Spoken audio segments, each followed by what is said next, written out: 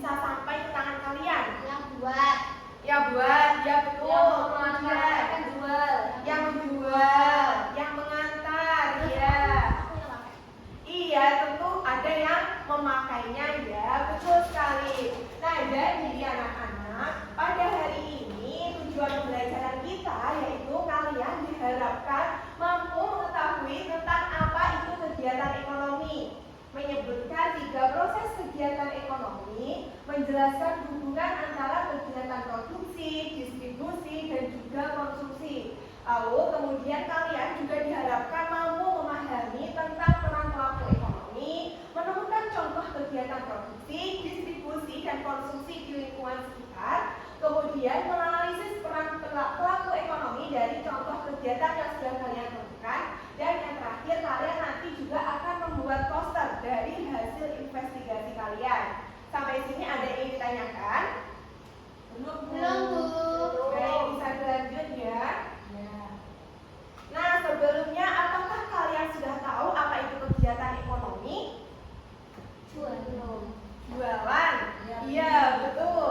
Jual beli ya. Nah, jadi kegiatan jual beli itu merupakan kegiatan ekonomi. Jadi kegiatan ekonomi itu adalah kegiatan yang dilakukan oleh masyarakat sebagai usaha untuk memenuhi kebutuhan hidupnya.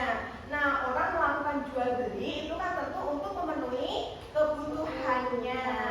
Nah, tanpa adanya kegiatan ekonomi, maka kita tidak bisa memenuhi kebutuhan kita. Ya, betul sekali. Nah, lalu untuk proses kegiatan ekonomi itu ada 3, yaitu apa saja? Produksi, distribusi, dan konsumsi. Iya, sekarang kita bahas satu persatu ya. Dimulai dari yang produksi terlebih dahulu. Nah, jadi produksi itu adalah kegiatan membuat atau menghasilkan barang maupun jasa. Nah, jadi seperti yang sudah Ibu tanyakan tadi ya, asal barang, makanan, kain itu dari mana? Yaitu dari kegiatan produksi ini. Seperti itu, tanpa adanya kegiatan produksi, maka kita tidak bisa memenuhi kebutuhan. Iya, pintar sekali. Lanjut, kalau distribusi. Distribusi itu adalah kegiatan menyalurkan barang atau jasa dari produsen ke konsumen. Nah, jadi distribusi itu adalah proses untuk menyalurkan barang dari yang membuat ke pembeli. Misal tadi kan kalau pakaian ya, itu distribusi itu menyalurkan dari pihak yang membuat, yaitu penjahit kepada kita yang mau membeli bajunya. Kurir. Iya, kurir itu juga termasuk berperan dalam proses distribusi, karena kurir itu kan mengantarkan barang yang kita butuhkan dari penjual. Seperti itu. Apakah bisa dipahami kan? Bisa, Bu. Baik. Kemudian ada konsumsi. Konsumsi yaitu kegiatan menggunakan barang atau jasa untuk memenuhi kebutuhan hidup. Nah, kalau kalian itu biasanya mengetahui konsumsi itu artinya apa? Makan ya. Nah, sebenarnya itu merupakan sebuah pengertian yang salah, karena konsumsi itu tidak hanya makan saja.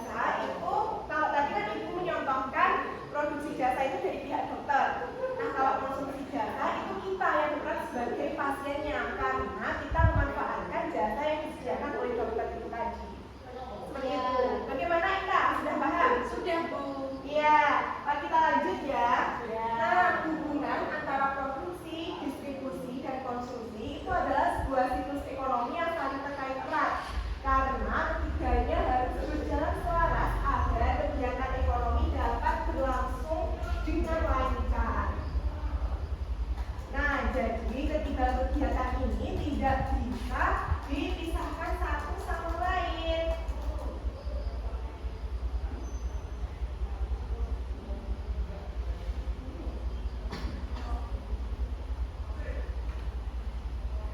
Sekarang Ibu mau tanya ke kalian. Menurut kalian, kalau di antara ketiga proses ini, misal tidak terjadi produksi sama sekali, kira-kira apa yang akan terjadi? Ya nanti Iya, betul sekali. Nah, jadi kalau kegiatan produksi ini tidak berjalan, tentu akan mempengaruhi konsumsi dan juga distribusi. kemudian lagi, kalau semisal yang tidak berjalan itu dari kegiatan distribusinya, kira-kira bagaimana dampaknya? Nggak bisa dijual kan nggak ada yang mengantar. Iya betul. Jadi gini ya, dari pagi ya, kalau kegiatan distribusi ini tidak berjalan, maka barang dari produksi itu tidak bisa langsung ke pihak yang mau mengkonsumsi, karena kan tidak ada penyalurnya, tidak ada yang menjual, karena produksi ini kan hanya berfokus pada menghasilkan seperti itu. Jadi kalau tidak ada distribusi, tetap tidak bisa terjadi proses konsumsi seperti itu ya. Lalu kemudian kalau proses konsumsi ini terhambat, kira-kira bagaimana dampaknya? Bangkrut. Iya, Terus kebutuhannya juga Iya. tidak terpenuhi. iya betul sekali, pintar sekali ya. Ya Bu. Nah, jadi Kita kan ada konsumsi dari proses konsumsi ya. bagaimana? Ada yang ditanyakan? Ya, jadi kalau tidak ada konsumsi, tentu kan barang yang dihasilkan dari kegiatan produksi ini tidak akan ada yang membeli ya. Ya. Jadi tentu prosesnya akan terhambat, begitu juga dengan proses distribusinya, seperti itu. Kemudian yang selanjutnya yaitu ada peran pelaku ekonomi. Ada apa saja bisa dibaca?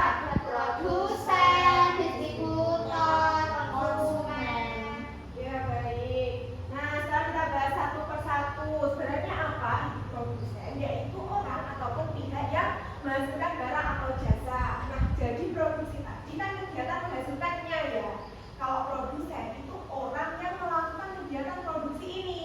Jadi semisal kalau tadi baju produksinya tadi kan menjahit. Nah produsennya itu orang yang menjahit bajunya atau menjahitnya. Jadi seperti itu.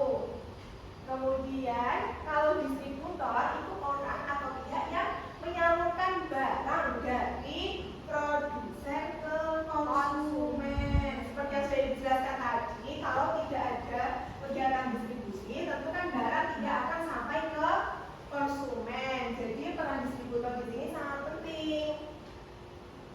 Kemudian yang terakhir yaitu ada konsumen. Konsumen itu seperti kita, yaitu orang yang menggunakan atau memakai produk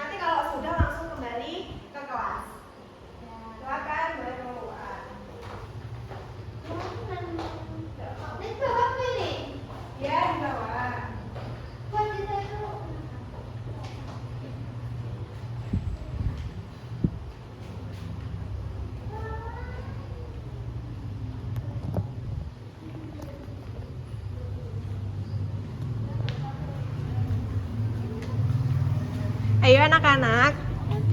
Ayo, ayo, ayo.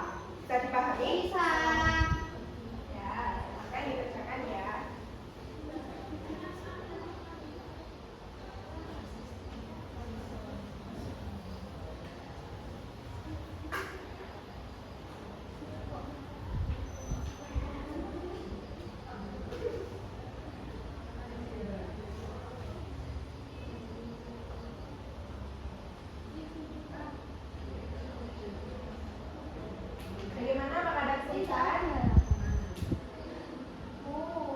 Ya, gimana?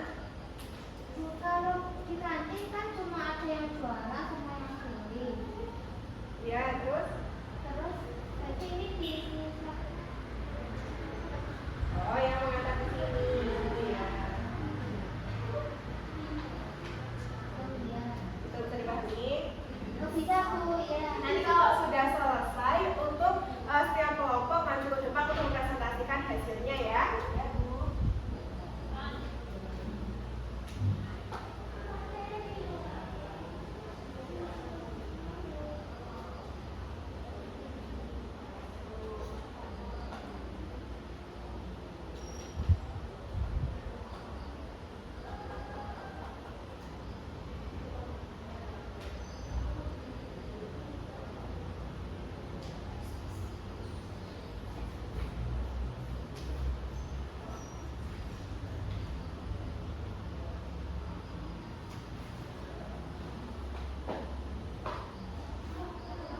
Bagaimana, apakah sudah? Kalau sudah, silakan untuk kelompoknya Fadia, Adisa, dan juga Ika maju ke depan untuk mempresentasikan hasilnya ya. Semuanya maju, bukan hanya perwakilan. Bu, aku bisa. Ayo Adisa. Dibagi nanti datanya. Iya, dibagi nanti mempresentasikannya ya. Ya, silakan.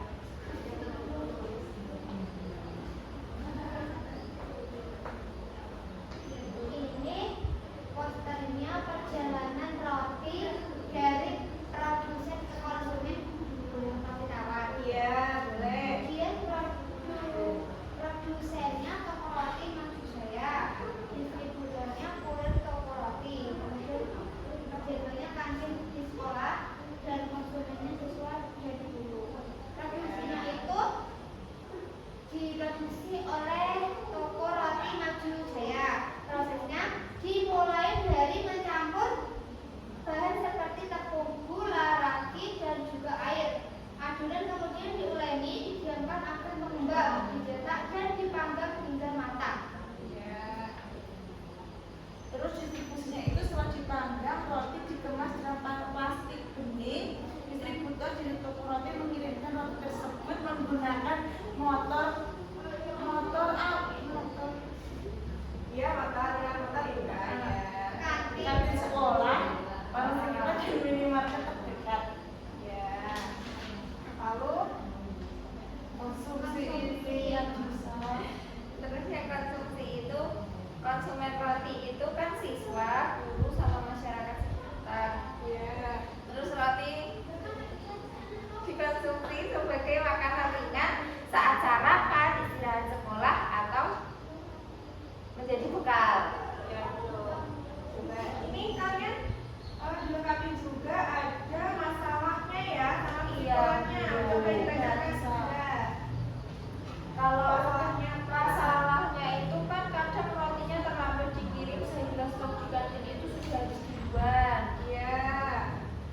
Jadi itu masalah dari kegiatan apanya? Dari produksinya. Distribusi ya, jadi dari produksi bisa jadi ya kalau belum ada barang yang dibuat kan belum bisa dikirim. Dan distribusi juga bisa jadi karena walaupun barangnya sudah ada tapi kalau tidak ada yang mengantar kan tetap tidak bisa sampai ke konsumen. Iya. Lalu kesimpulannya coba dibacakan. Roti dibuat oleh produsen dengan proses memasak dan pengemasan. Barang kemudian dikirim ke kantin oleh distributor dan akhirnya dikonsumsi oleh siswa. Iya, bagus sekali. Jadi penjelasan dari kelompok kalian sudah sangat lengkap ya. Desainnya juga bagus. Akan tetapi ada sedikit yang kurang. Kalian tadi presentasinya masih banyak yang baca. Jadi belum bisa menjelaskan secara langsung. Kalian masih terpaku pada melihat poster kalian. Tapi keseluruhan sudah cukup bagus. Beri tepuk tangan dulu. Silakan kembali. Terima kasih. Terima kasih. Nah, setelah kalian mengerjakan, apakah kalian sudah lebih paham tentang materi yang kita pelajari hari ini? Sudah.